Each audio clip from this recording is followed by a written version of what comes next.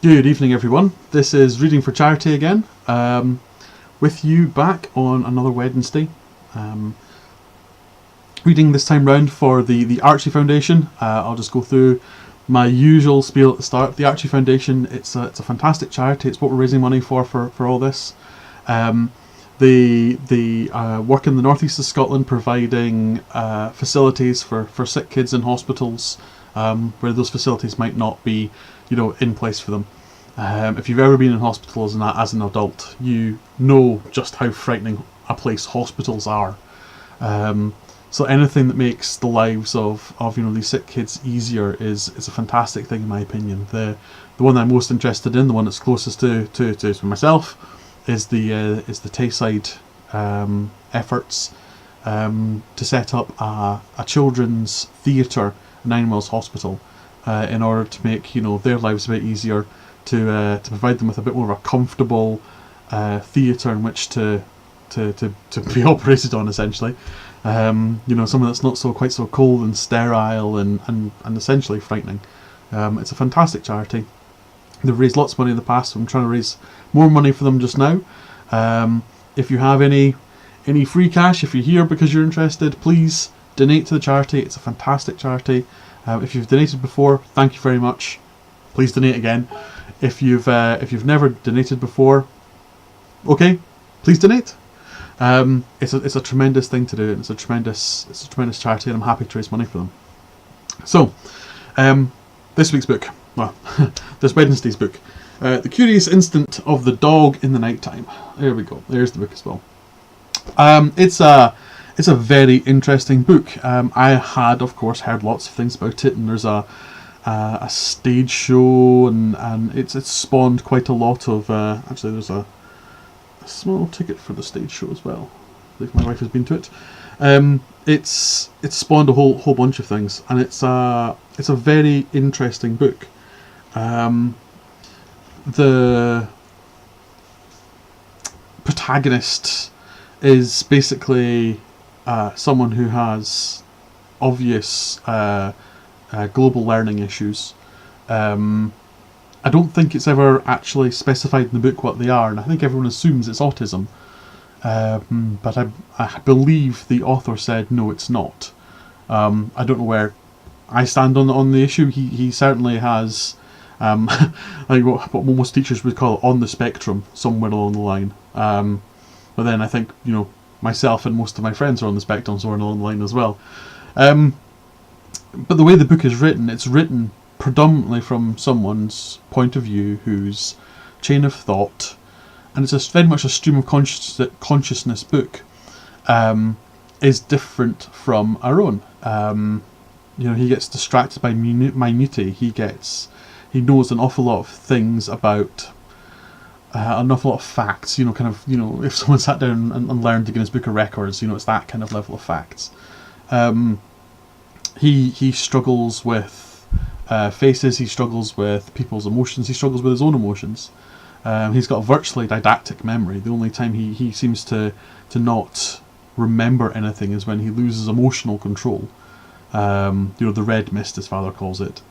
And he thinks very differently. And the way the book is written, it's written fantastically. You can understand his thinking all the way through the book. There's not a single decision that he makes that isn't well thought through and sensible. It's a fantastic, it's fantastically well written. The back of the book, actually, having just looked at it, it does actually say, I don't think it says inside the book, but on the back of the book actually, it says he has Asperger's rather than autism. I think I know some people who have mild Asperger's, and again, this is the whole point about being on the spectrum. Yes, you probably, the further end than some of the people I know, or even myself. I'm relatively OCD at times with some of these things. But the way the way the book's written from his point of view is fantastic. You understand his thought processes, and his thought processes are set up very well through the book. The way he thinks about things, when he thinks his way through problems, is set up before the problems actually start happening. So you follow him along. You're sitting reading his chain of thought as he thinks through these problems to go, yep, I understand what you're doing, I understand what you're doing, I understand what you're doing, this is sensible and intelligent, and it ignores all the emotional quotient that could be going on other than fear, but even then he's still not necessarily emotionally afraid. He has a psychological and physiological response to extreme stimuli, but actual fear, he's only really scared of one thing in the book, and that's his father, which we'll come to. His father gets the shitty end of the stick, I suppose would be the best way of putting it, all the way through the book. Everything that happens, his father is the one who's there for Christopher all the way through, and yet he's the one that spends his entire existence being ground down by everything else. The dealing with Christopher, which he seems to have under control for the most part until the incident with the dog, which is his one low moment in the book. Without going into any spoilers, he makes one bad choice in the book, and is righteously punished for it. Overly punished, perhaps. But the dad if anyone, I think, wants to aspire to be a father, I think the dad in this book would be a pretty good choice. He dotes on his child. He tries to do everything he possibly can for his son. He fights his corner incessantly.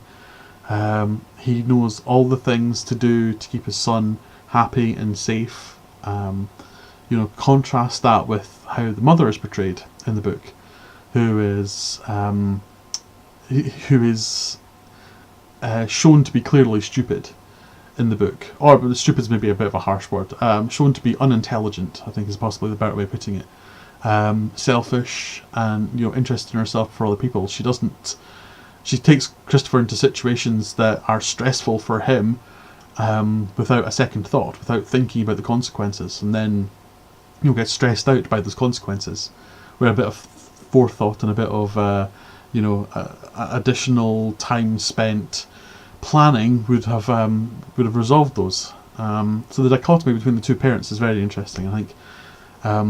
Where Christopher ends up wanting to stay with his mother, it's really his father who has basically raised him and kept him safe and kept him well throughout the whole book, and Christopher obviously can't see that.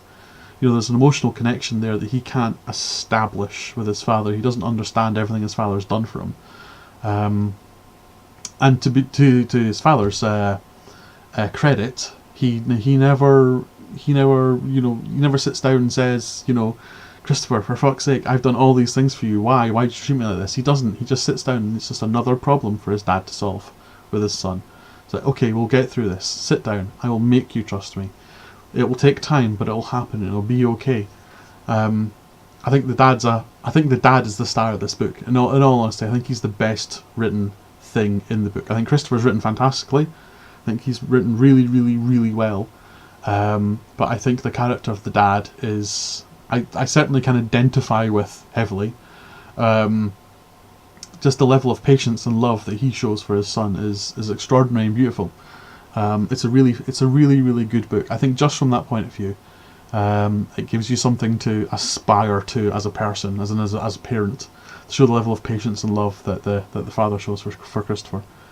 And other than that, the book there's not too much to say about this book. I think this is going to be quite a short review. It's very well known. It's a beautiful book. It's fantastically well written. It's not a long book by any way, shape or form. I basically got through the book, and it's 200 and something odd pages, 260 odd, 271 pages, 72 pages. I got through this book in about 2.5 hours. It's not a long book at all. Partially because of the way it's written. It's the sentences are very short, the paragraphs are very short, it's easy to read, there's lots of dialogue, there's lots of white space, there's pictures and there's lists, the chapters are quite short, therefore there's lots of white space at the end of chapters. It's not a long book, it's not a big read. I would highly recommend going and reading this book at some point. It's a really, really good book. If you wonder what goes on in the head of of someone with Asperger's syndrome, or possibly even further with someone with autism. It's a really good book to read. It'll give you a bit of insight into just how much stimuli can just shut people down. I mean, even people who aren't on the spectrum, just too much noise and too much light and too much sound and too much busy, and you can just feel your world shrinking around you. It happens with everyone to some extent or another, but this is what happens with a very extreme version of it. It's very, very good. It's very, very good. If there was one criticism I'd have to make, it's the whole couples never last. There seems to be a running theme through the first 5 novels I've read for this, is that relationships end constantly in all of the books. That there's no. It seems to be that marriage doesn't last at all. Relationships don't last. Things exist only to end. That seems to be the the theme at the start of this, which is a mildly depressing thing to do, to read about. But it's good. It's an interesting book. It's a fantastic book. And we have somebody in the chat. Hi, Barry the White Wizard. It says, yo, first time catching the stream. Hello, Barry. How are you doing today? If you're not aware, Barry, I do this twice a week on Wednesdays and Sundays. If you want to have a little look at the links in the descriptions, this is all being done for charity.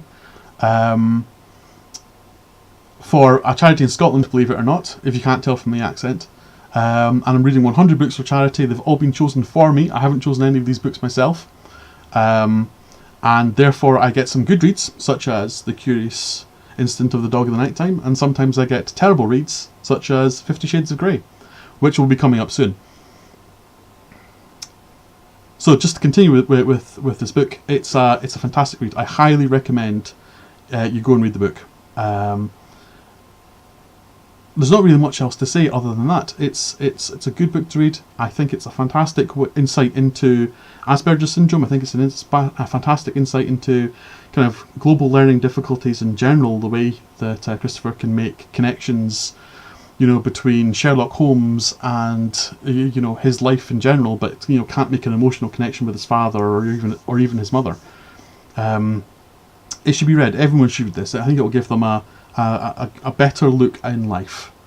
So Curious Instinct of the Dog in the Nighttime. Going to keep this relatively short today. The next book I'm going to be reviewing is, and I have read this one already, The Unbearable Lightness of Being. I read this over a couple of nights. This is going to be good. This one will not be this review. This will be a much longer review than The Curious Instinct of the Dog in the Nighttime. Barry, how you doing? Doing fine. Been looking for a novel or two to get some practice narrating. If you want to go back and have a look at some of the reviews I've already done, all the ones I've done just now, I highly recommend something like Paula Spencer. If you want to get kind of the idea of narrating different books, Paula Spencer is a very, very good one. There's lots of dialogue in it. There's the way the dialogue changes from the start of the book to the end of the book is quite good. The start of the book, it's all very staccato and short, and basically the idea of someone who's tired, and by the end of the book, it's the language has changed and the sentences are much longer and flowing, and it's quite a good book to start off with if you're looking to practice some narrating. I highly recommend that one.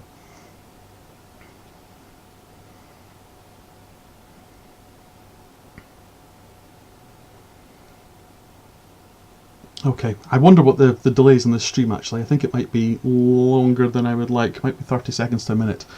I need to turn that one back down. So yes, next time out, which will be Sunday, it'll be The Unbearable Lightness of Being.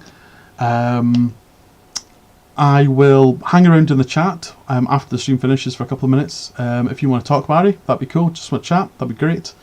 Otherwise, this has been Reading for Charity. We're raising money this time round for the Archie Foundation. It's a fantastic charity dealing with sick kids in hospitals in Scotland, making their lives easier, which we can all get behind. Making kids' lives easier. Who doesn't like that? I'll put the description. I'll put the links in the description to the Just Giving page and the Facebook page for this. If you've got any money in your pocket, burning a hole, please donate. If you've donated before, fantastic, thank you. Please donate again. If you've never donated, here's your opportunity. Thank you very much, everyone. I will speak to you all again on Sunday.